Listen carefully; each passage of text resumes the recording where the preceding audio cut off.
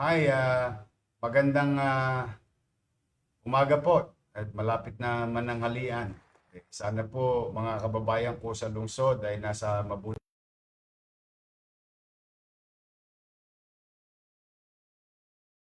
po at kamusta sa ating mga minamahal kong lolo't lola. Nako, mag-iingat kayo nowadays kasi nararamdaman na po yung init ng panahon at hindi po maganda yan para sa inyong kalusugan. Inom po kayo ng maraming tubig lagi. O sa aking mga batang Maynila na gusto mag-swimming, pumunta po kayo sa mga pasilidad ng ating pamahalang lungsod o sports facility. Lub-lub po kayo doon sa mga swimming pool natin. Libre po yun. Wag na kayong mag-swimming sa kalsada o maglalagay ng timba o ano man. Doon na lang po kayo sa ating mga swimming pool dahil natutuwa po ako nung dami-dami pumupuntang pamilya, mga kabataan, mga batang Maynila sa ating mga pasilidad sa buong Maynila. So, yan po ay mananatiling bukas araw-araw para po sa inyo.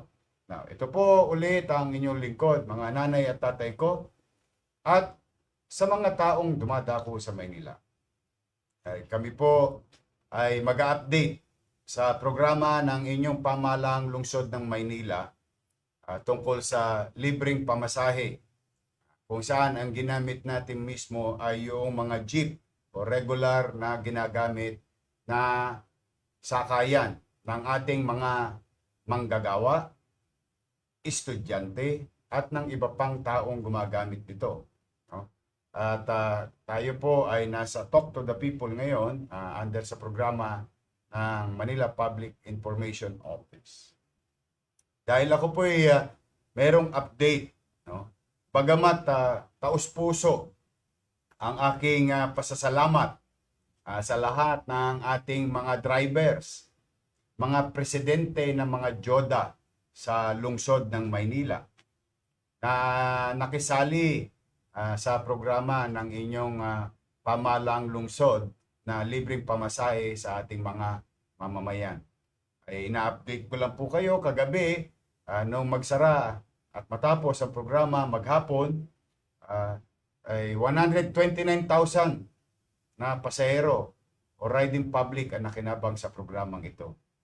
Bagay na aking ipinagpapasalamat sa ating mga driver ng jeep sa lungsod ng Maynila. O pati na rin yung modern jeep. Kaya lamang, mga kababayan, sa mga manonood, please do share this broadcast. Nagkaroon po ng panibagong hamon ang ating bansa at lalong-lalo na sa lungsod ng Maynila, partikular sa transport crew. Sapagkat kung maalala ninyo, ang inyong lungsod ay naglaan ng 3,000 piso upang hiramin ang mga jeep ng operator at driver. Pang sila'y mabigyan ng sapat na kita, ang ating mga driver, magkaroon ng kapanatagan o peace of mind. Ganon din ang mga operator na kumita din. Ganon din ang mga gasolinahan na naghahanap buhay na sila'y mabentahan din o mabilhan ng gasolina at ipangtustos sa kanilang negosyo para sa ating mga trabahante o manggagawa sa mga gasoline station. At higit sa lahat ay pakinabangan ng lahat ng mamamayan. Sa unang kwentada po namin sa bago inilunsad itong programa ng inyong lungsod, medyo maganda-ganda naman po sa konting abilidad na gagamitin ng ating mga driver, nag-average po ng 200, between 200 to 500. Di na po yun halos makabubuhay ng pamilya. Kaya po, sa 1,000 pesos, ay panatag na sila, hindi na sila kailangan ma-stress, no? May panggasolina sila, may kita ang operator, and so on and so forth. Now, mangyari ba, kahapon, bagay na wala naman tayong kontrol, no? Ang bansa, ang syudad ng Maynila, sa presyo ng crudo, sapagkat kung paano tayo bebentahan ng ating mga suking tindahan, if I may put that in a right perspective, na nagdadala ng langis sa mga kumpanya ng langis sa ating bansa, ay sila po magsasabi at magsasaad kung magkano yung presyong ibebenta nila. Doon, wala tayong kontrol.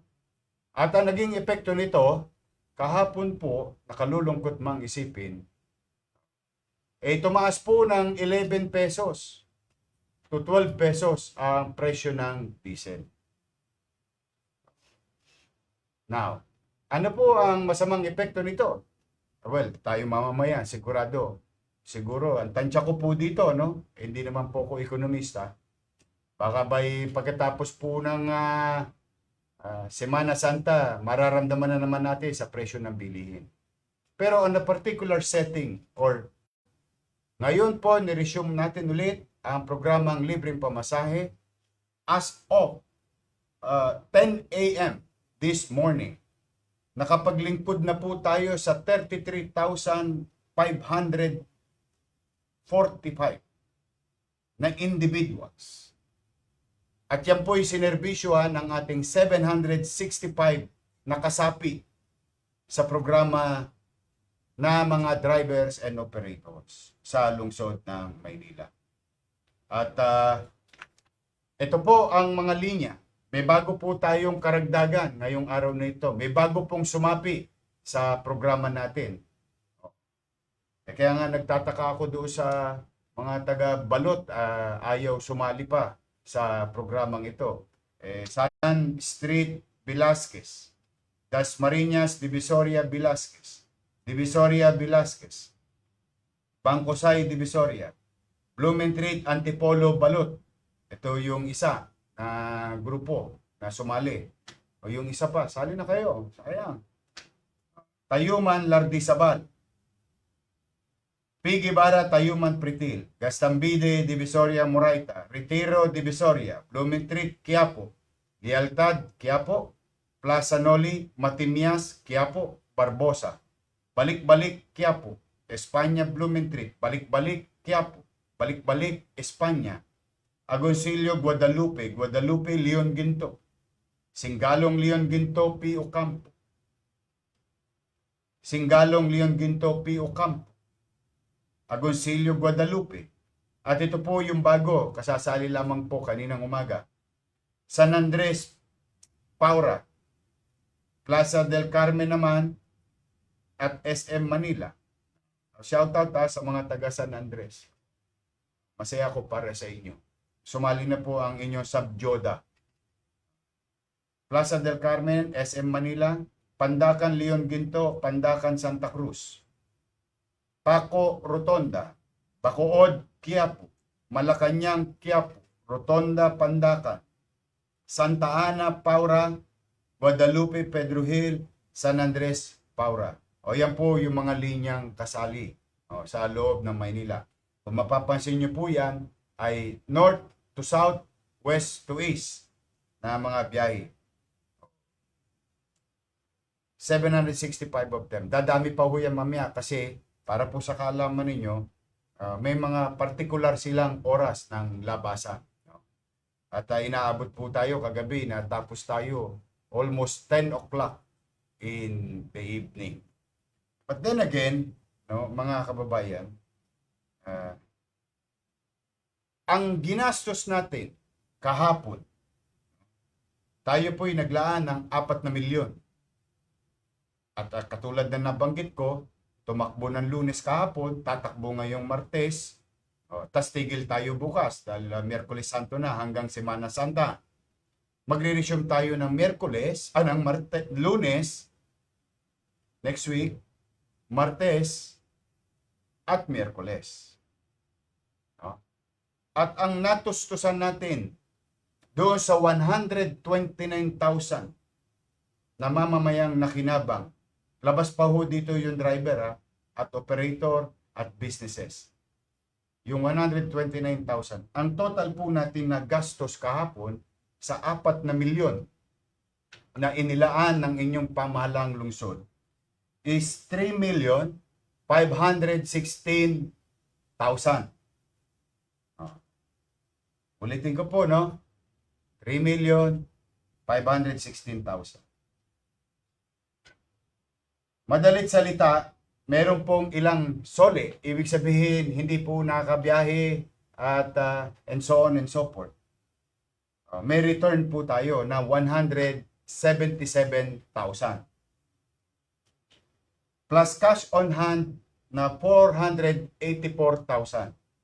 With the total amount of savings from the actual preparation of the program ng libreng pamasahe, may sobra po tayong cash na 661,000 pesos. Ayan po. Mangyari ba? Hindi ko naman po sukat akalain na talagang, Diyos ko, para pong rocket itong presyo ng crudo. Patulitin ko, nobody's to blame, but yung suki nating tindahan, yung mga nagdadala ng langis sa ating bansa. Wala naman talaga tayong control. Ngunit, kahapon, as per advisory, nag-double digit price hike ang diesel. Umabot halos maximum 12 pesos. So, kung tatanungin ko ang sarili ko, kung nagbibigay tayo halos sa 1,000 sa average na yun, no? 500 to 700 ang boundary. Kung nag-aalat tayo ng 1,000 sa operator, 1,000 sa driver, pag maabilidad siya, matipid siya sa gasolina, which is nangyayari.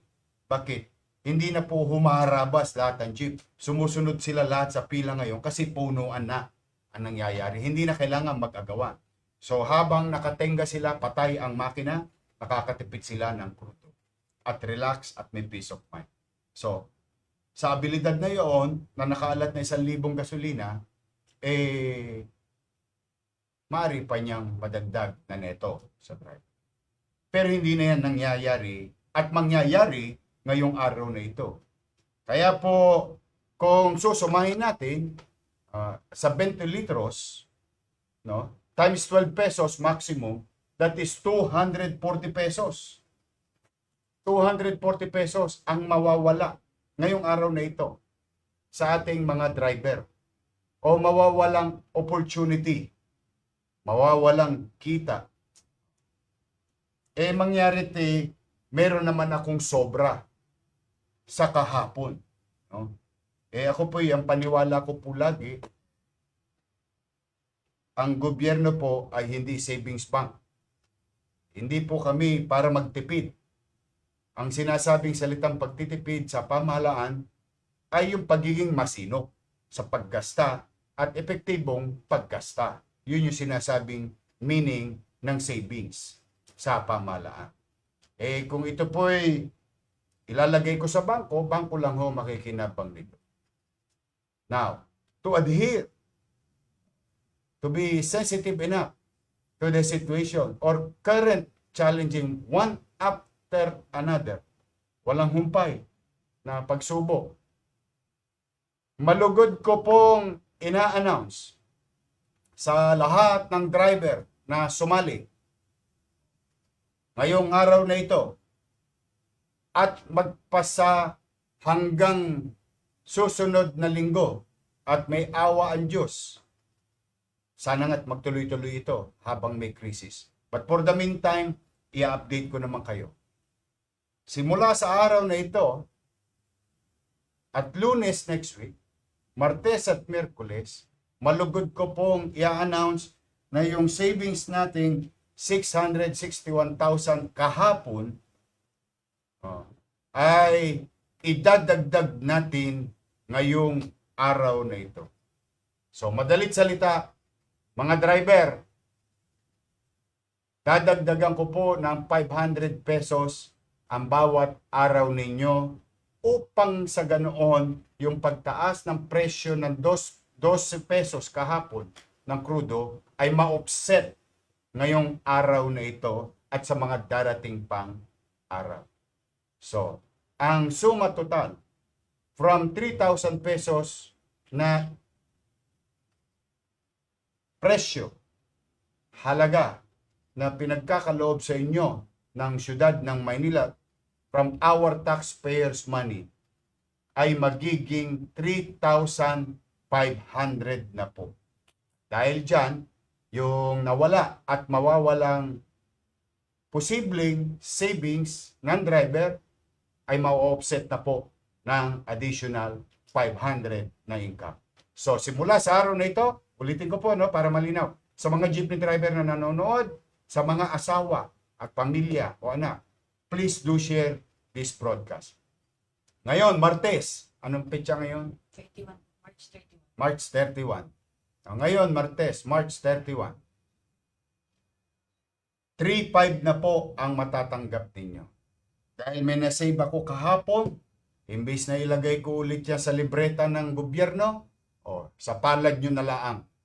Bilang pagtugon sa pagtaas ng presyo ng krudo kahapon at sa mga darating na araw. So 3,500 today, 3,500 sa Monday, 3,500 sa Tuesday, 3,500 sa Wednesday. And cross finger, loobin nawa ng Diyos, may dumating na biyaya sa lungsod ng Maynila at siya namang aking ipagkakaloob agad-agad sa inyo. So, mga driver ko, super, thank you sa inyo Thank you sa inyo kahapon. Napasaya ninyo at naparamdam ninyo ang malasakit sa 129,000 na pasahero. Ngayon, hindi nyo na kailangan hingin sa akin. Alam ko na kagad yung sitwasyon ninyo na magkukwenta kayo ngayong maghapon. Dahil alam ko, liliit na naman ang kita ninyo dala ng pagtaas ng krudo kahapon. So, pumanatag kayo mga tsuper. Hanggat kaya ko, hanggat may mapipiga ako sa bimpo, ay ipagkakaloob ko sa inyo. So, ang pakiusap ko lang Pakiusap ko lang. Ito naman para sa taong bayan. Pag malasakitan na ninyo ang inyong mga pasahero. Ito, may mapaghahari muna na tayo. Nananawagan ako sa mga misis o asawa ng mga tsuper na kasali sa programa. Sa mga anak, pakiusapan ninyo yung ating mga ama, driver. Samahan nyo na ako. Ipagmalasakit natin itong sitwasyon na to sa ating kapwa. Pagmamalasakit sa isa't isa, pagmamahalan, pagkakaisa. Wala nang sisihan, wala nang turuan. Nasa krisis tayo. At the end of the day, tayong mga tagalungsod ng Maynila ang magkikita-kita rin sa finance.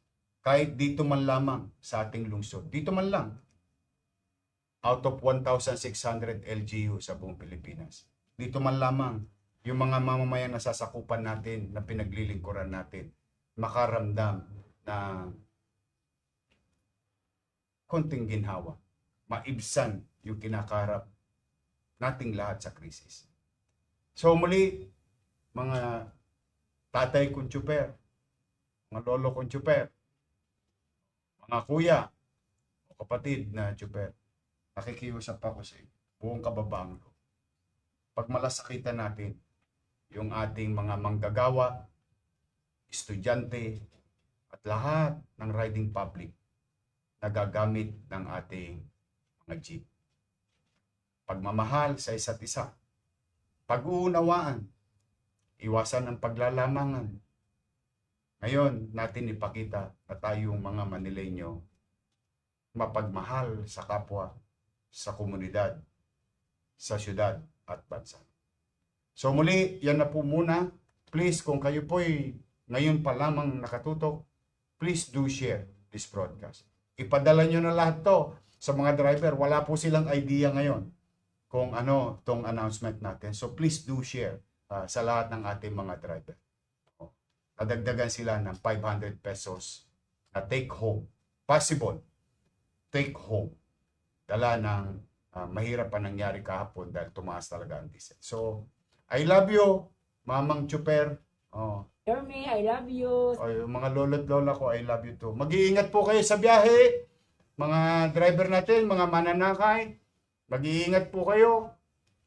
Mainit ang panahon. Patong-patong ang suliranin. Pero, manatag kayo. Una, may gobyerno sa Maynila. Pangalawa, kayawa ang Diyos. Malalagpasan din natin tong krisis na to. Hanggang dito na po muna. Antabayanan nyo ang aming mga update. At nawa, ulitin ko sana'y nasa mabuti kayong kalalagayan at palusog na pangangatawan, mga batang Maynila, nanay at tatay ko, at ang aking mga minamahal na lolo't lola. Pagpalain nawa kayo ng poong ito. Manila, God first.